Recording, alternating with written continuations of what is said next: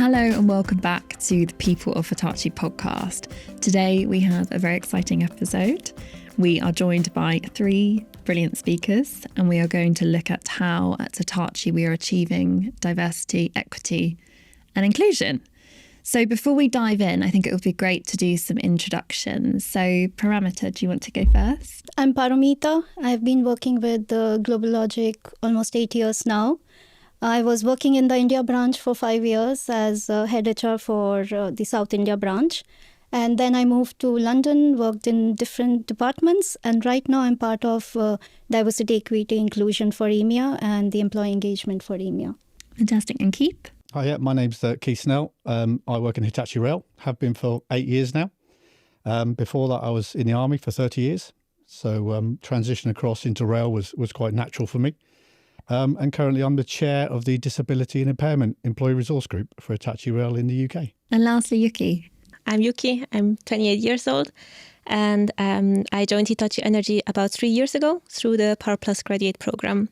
There I had the opportunity to try or work for 3 different departments, each for 6 months.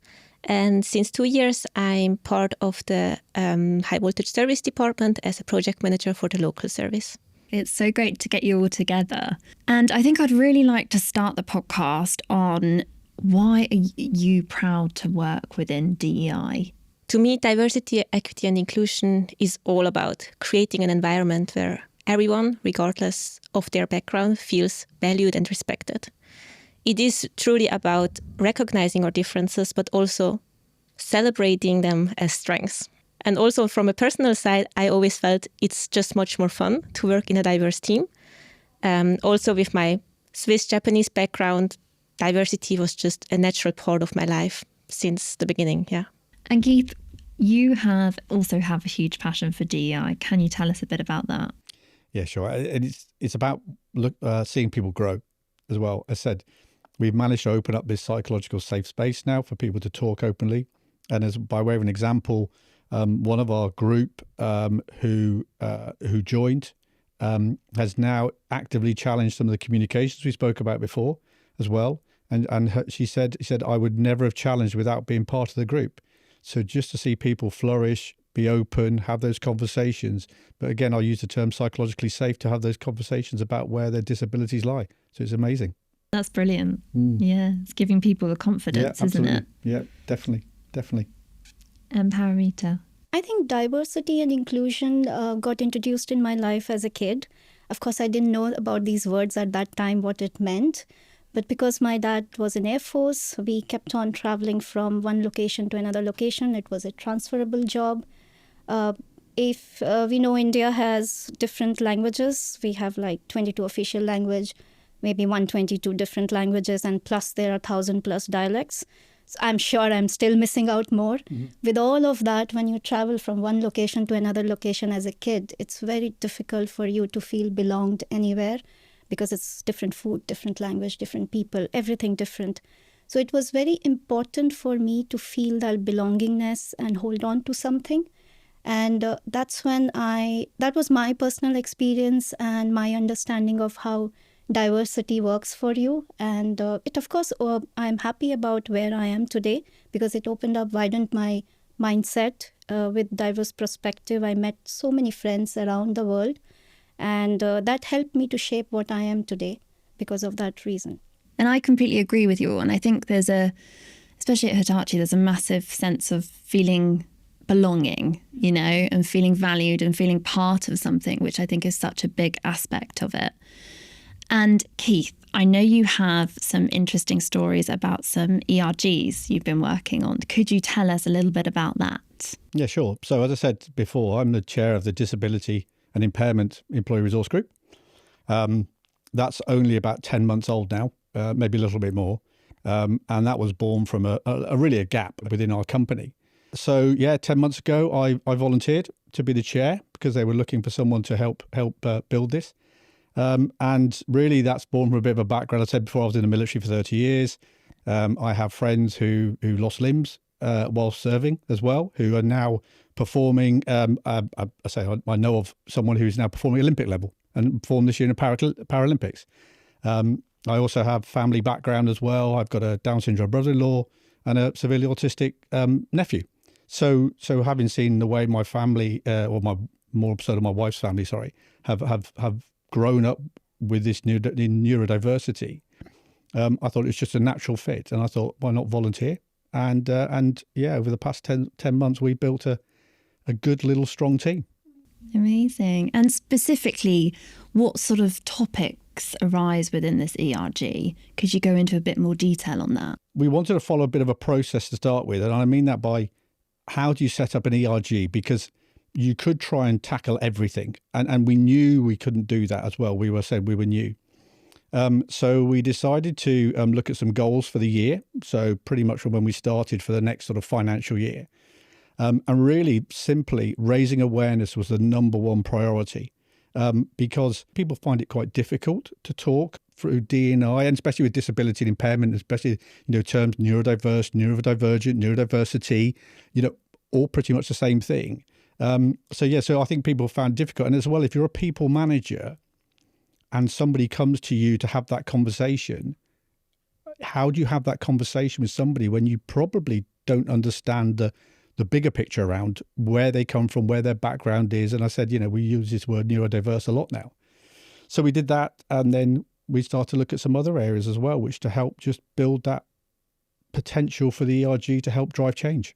It's really interesting to hear about your sort of personal experience and your background and where it's brought you to today. And Yuki, maybe you could tell us a bit about, maybe from a generational perspective. I know you've done your graduate program with Hitachi Energy. Could you tell us a bit about that? I believe that generational diversity is extremely important in a team. It kind of combines the knowledge, expertise and experiences from senior colleagues with the fresh perspectives and ideas, and also energy from the younger professionals. I, for example, have really learned a lot from senior colleagues who had helped me to make the right decisions when it came to site preparation, also in my job right now.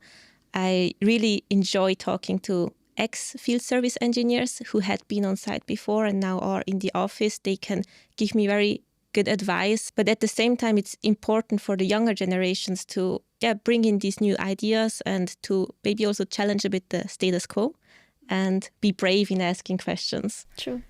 So I think it's all about open communication and being respectful with each other, that you can really combine these two advantages. That's really interesting. I was going to ask you sort of, how do you see generational diversity influencing the culture within the workplace today? And I wonder if you have any examples within Hitachi. In my team, we were like 5 people, 3 people in operations, and we were quite a young team.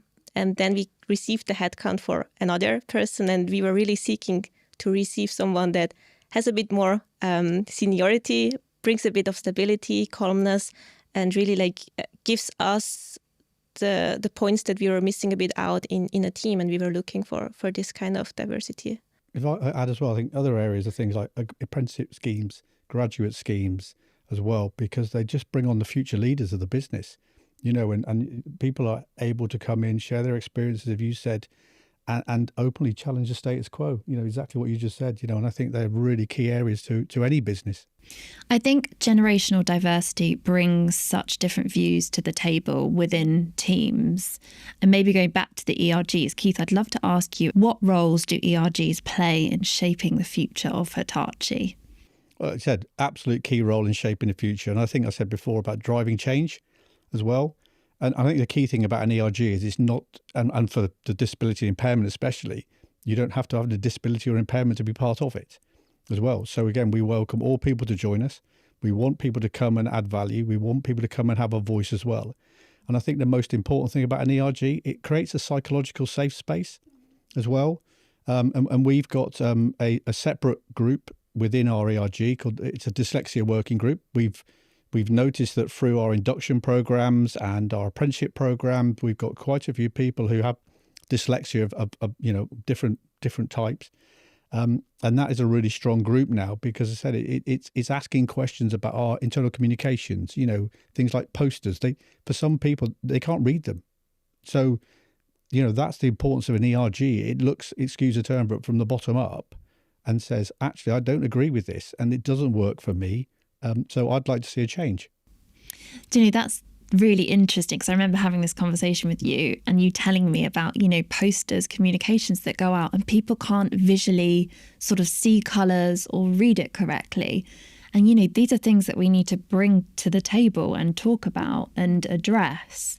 So thank you for sharing, Keith. So Paramita, I wanted to tap into maybe some challenges you may have faced when implementing any DEI practices, and how have you maybe overcome those?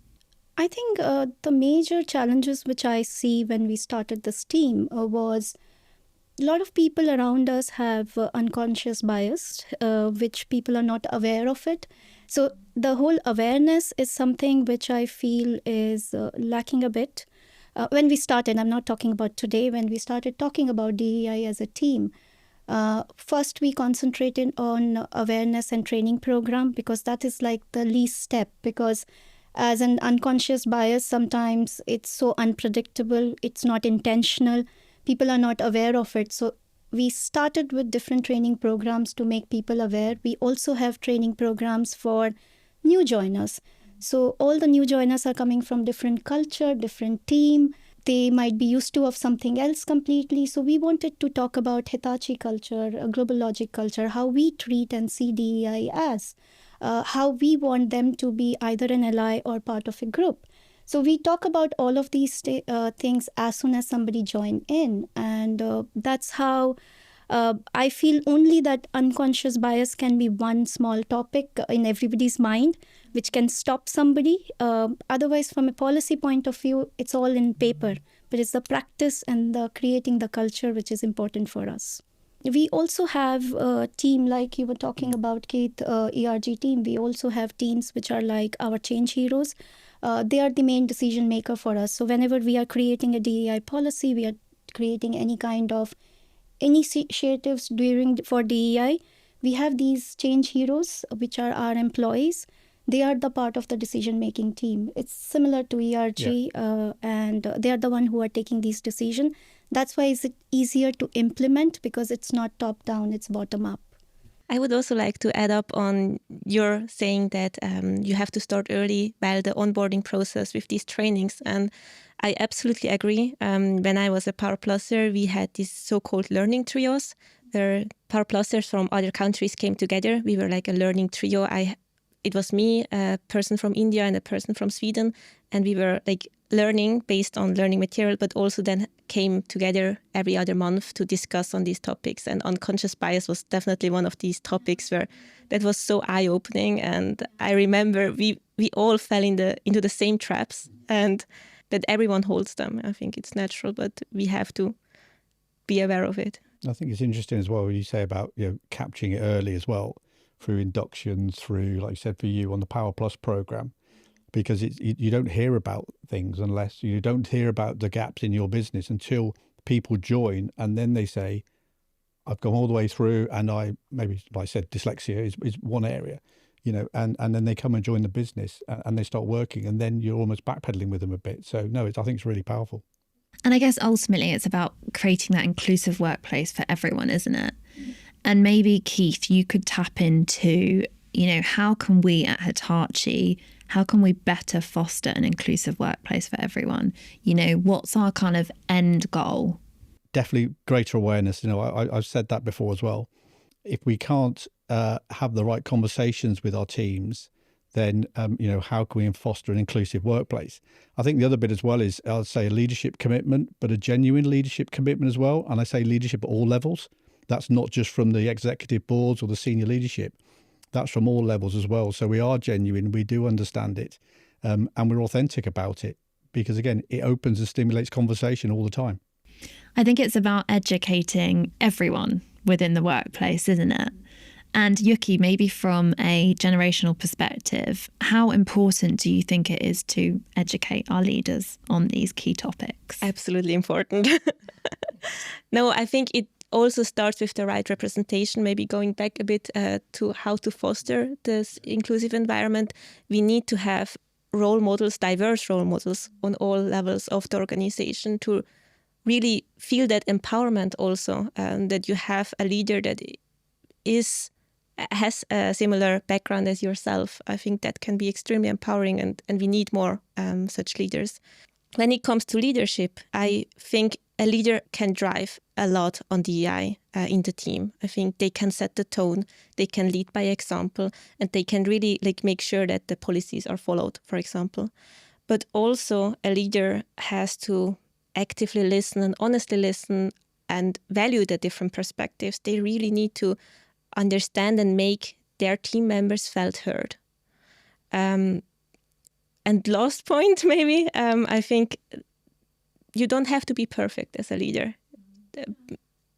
Be who you are, do continuous improvement, keep learning. I think it's much more motivating being under a leader who is growing themselves as well, rather than someone that knows already everything.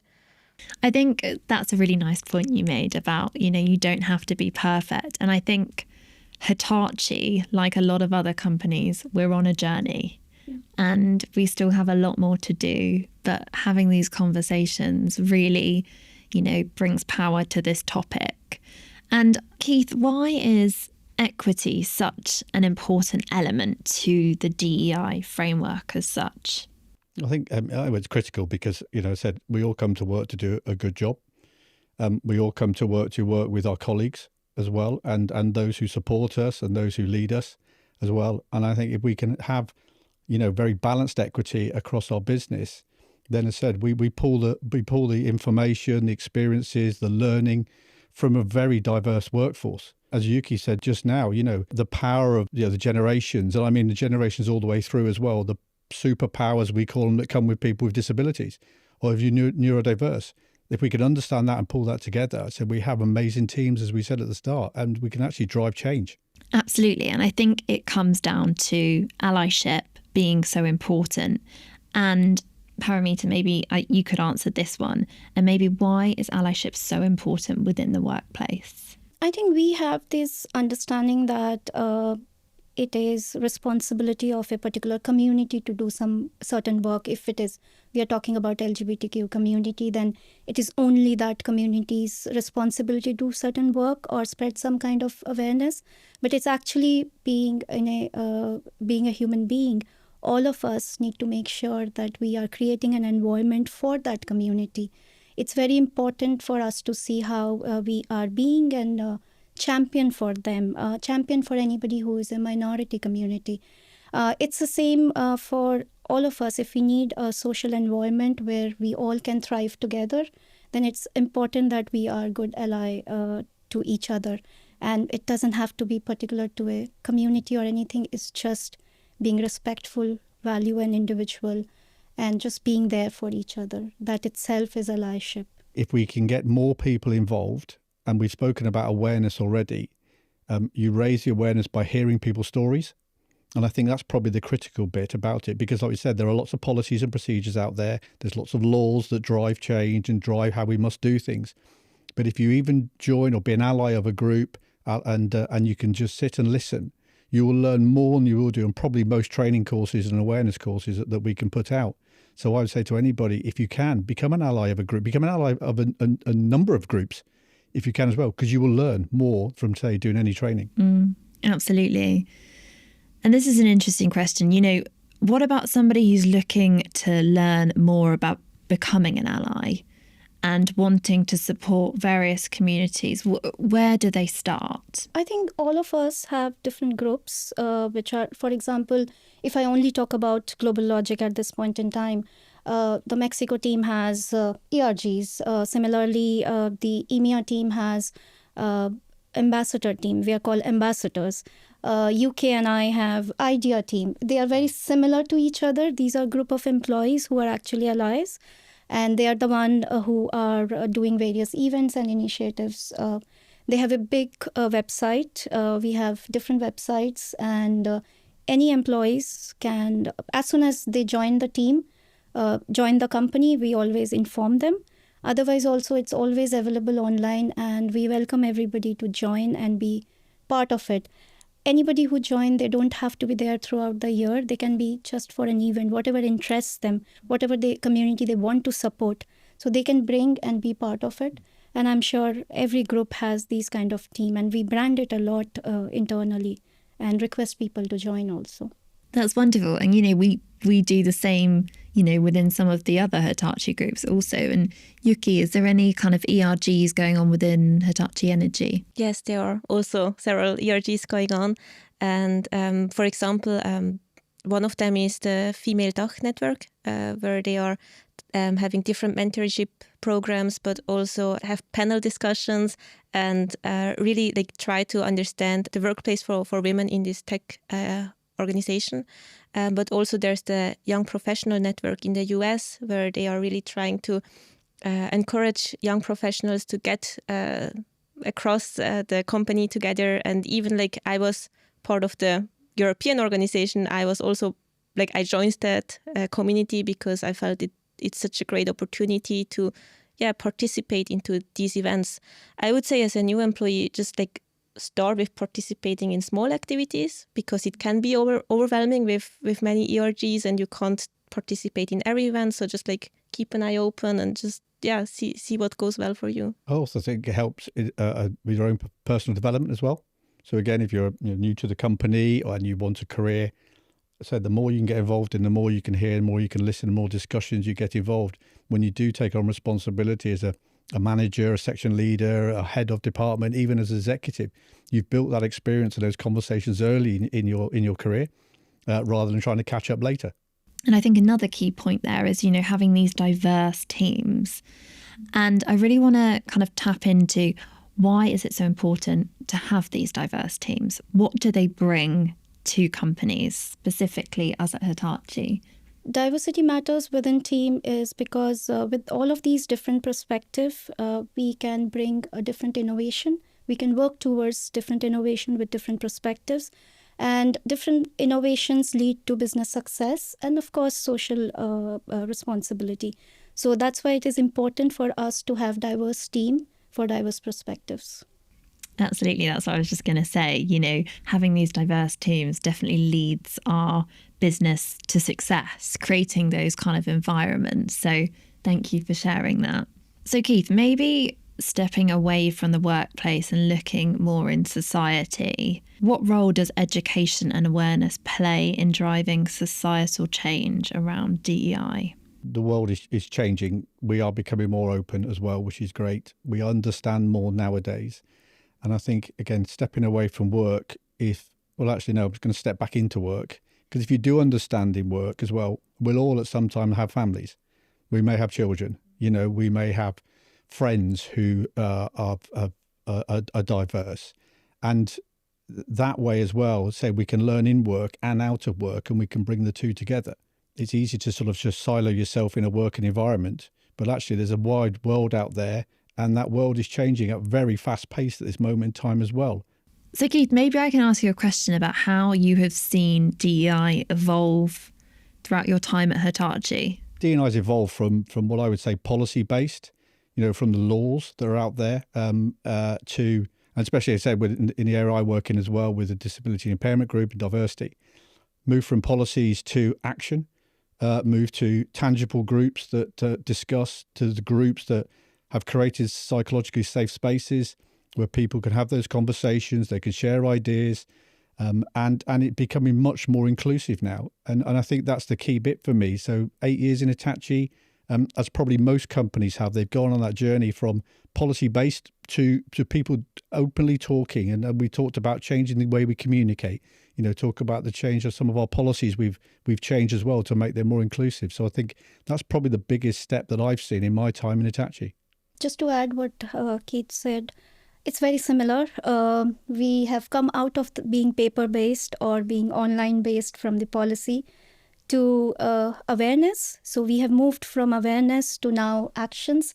We have leadership team who has pledged, even Hitachi has our own goals towards DEI. We have leadership team who have pledged to those goals. We also have currently the survey which is going on, Hitachi survey which is going on, where we have questions on DEI, where we are now asking employees, after doing a lot of action, what do you feel if these action makes sense for you or not, so that next year we can change those action and make something different, which actually goes to the society for us. So I think we have moved from policy to awareness to action, and now we are asking questions to our employees what more they want. So that's a good progress, I feel, of my 8 years here. Absolutely. And I think it's bringing, the conversation to action. Would you agree, Yuki? Absolutely, yeah. I cannot agree more, because it's really about having these goals set from the company, and now seeing the motivation behind the people that are really driving these ERGs. And it's just really empowering to see leaders that are driving DEI. That's a really nice word. It is empowering, isn't it? So Keith, we had some really amazing news for you and your ERG recently. We run an internal awards program, which you guys won the DEI award. Do you want to tell us a bit about that? Yeah, amazing. Again, going back to short period of time, the team have done so much. Some people in the team have just raised the whole awareness and communications, and as a chair, we decided to apply for the award, and we're really fortunate. So yeah, Global Inspiration Award for D&I, which is amazing, and I can't thank the team enough for the hard work, the dedication, and the way we've moved this forward. Congratulations. It makes me feel very proud to work for such a company where all these incredible things are going on. And, I'm sure you guys kind of feel the same. It makes me feel incredible and really proud to be part of this team where our leadership team is walking the talk. Our team is interested, where they are being the change heroes. So for me, it is an amazing to be part of this team. We need to see more change heroes. Yeah. Thank you so much for listening to the People of Hitachi podcast, and thank you so much for joining me here today to discuss all these incredible topics. And we'll see you next time for another exciting episode.